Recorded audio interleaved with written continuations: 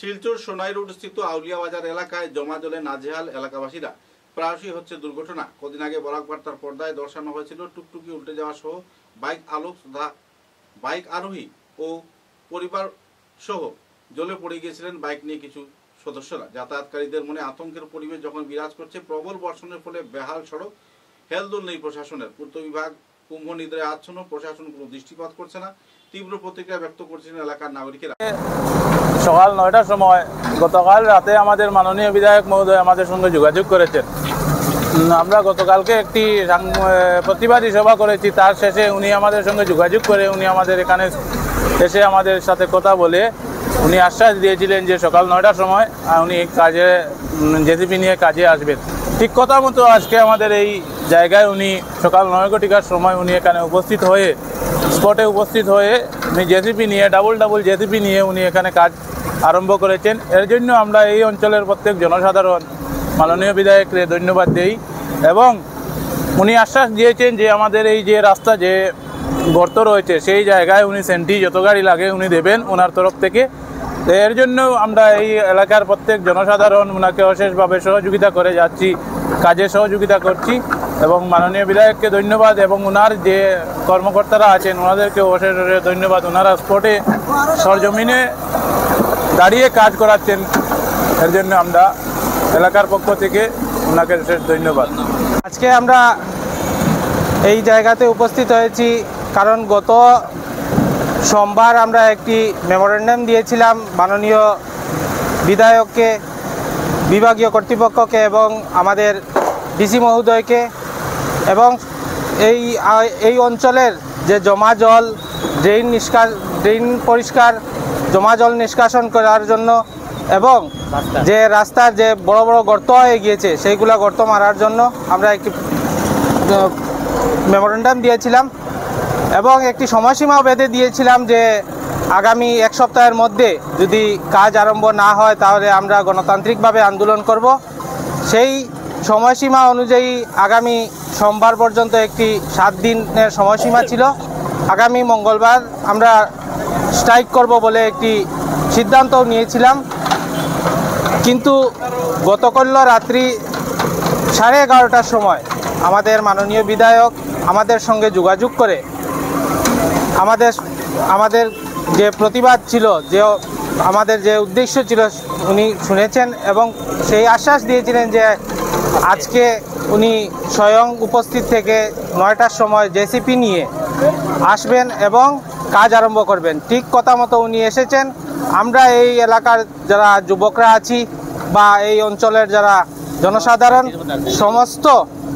সমস্ত মানুষ একত্রিত হয়ে ওনাকে সহযোগিতা করছি, কাজকর্মে সহযোগিতা করছি। বিভাগীয় কর্তৃপক্ষের লোকও আছেন, ওনাদেরকেও আমরা অন্তঃস্থল থেকে ধন্যবাদ জানাই, কারণ ওনারা যেভাবে আমাদের সাড়া দিয়েছেন যে আগামী এক সপ্তাহের মধ্যে ওনারা এসে কাজ আরম্ভ করছেন, এর জন্য ধন্যবাদ। এবং এই জায়গাতে যে ডেবে গিয়েছে জমা জল নিষ্কাশন করে এখানে শতাধিক গাড়ি যদি সেন্ট্রির প্রয়োজন হয় তাহলে উনি ব্যবস্থা করে দেবেন। তার জন্য আমরা আছি, কাজ হবে এবং সুন্দরভাবে কাজ হবে। যে রাস্তার যে সমস্যা আছে সেই সমস্যাও সমাধান হবে। আর আমরা যে আন্দোলন গড়ে তুলেছিলাম সেই আন্দোলনে আমরা সাকসেস হয়েছি। আজকে আপনারা আমাদেরকে সহযোগিতা করেছেন, আপনাদেরকে আমাদের তরফ থেকে আন্তরিক অভিনন্দন ও ধন্যবাদ জানাচ্ছি। ন্যাশনাল হাইওয়ে আমার আইজল রোড ন্যাশনাল হাইওয়ে হেৰি এক মাহৰ পৰা ইয়াত পানী জমি আছে। ইয়াত কোনো ব্যৱস্থা হোৱা নাই গভৰ্ণমেণ্টৰ ফালৰ পৰা। এক মাহৰ পৰা পানী অনুৰোধ কৰি আছে। NHIDCL ৰাস্তা এইটো জিলা প্ৰশাসন নিৰ্বিচাৰ। আপোনালোকে শুনিলে আচৰিত হ'ব যে এক মাহৰ পৰা ইয়াত ডেইলি এক্সিডেণ্ট হৈ আছে। স্কুলৰ বাচ্চাবিলাক স্কুল যাব পৰা নাই। মেইন ৰোড এইটো আইজল যোৱাৰ মেইন ৰোড। বহুত সমষ্টিত দলাই গোটেই অঞ্চল এনেকুৱা চলি আছে। আজি এক মাহৰ পৰা ডিচি এদিনো নিজেতো অহা নাই, চাৰ্কুল অফিচাৰ, সেটেলমেণ্ট অফিচাৰ, ADC কাকো পঠোৱা নাই। মানুহে কৈ হেৰান।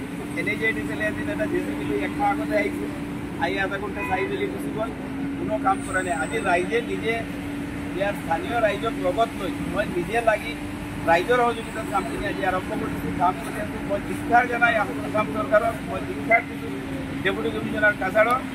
আজিৰ পৰা 25 দিন আগতে যি ফ্লাড আছিল, ফ্লাডত জুলাই সমষ্টিত 9জন মানুহ ঢুকালে পানীত পৰি।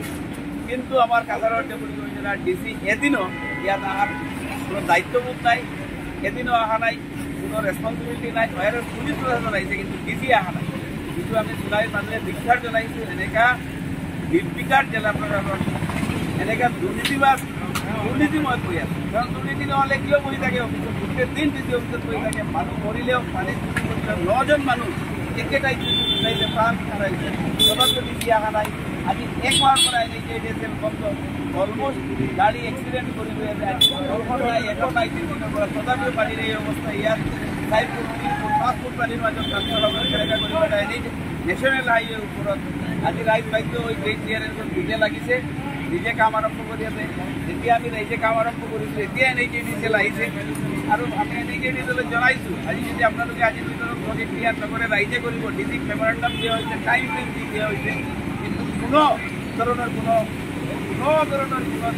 ষ্টেপ হোৱা নাই। সেইকাৰণে মই ধিক্ষাৰ দিছোঁ।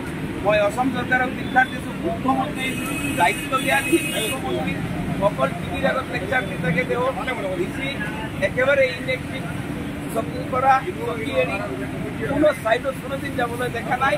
আৰু এইকাৰণে আমি আজি ৰাইজে নিজে সিদ্ধান্ত লৈ ৰাইজে নিজে আজি কাম কৰাই আছে। মই তথাপিও NHIDCLক অলপলৈ ধন্যবাদ আহি আমাক অপাৰেট কৰি আছে। চব কাম ৰাইজে নিজে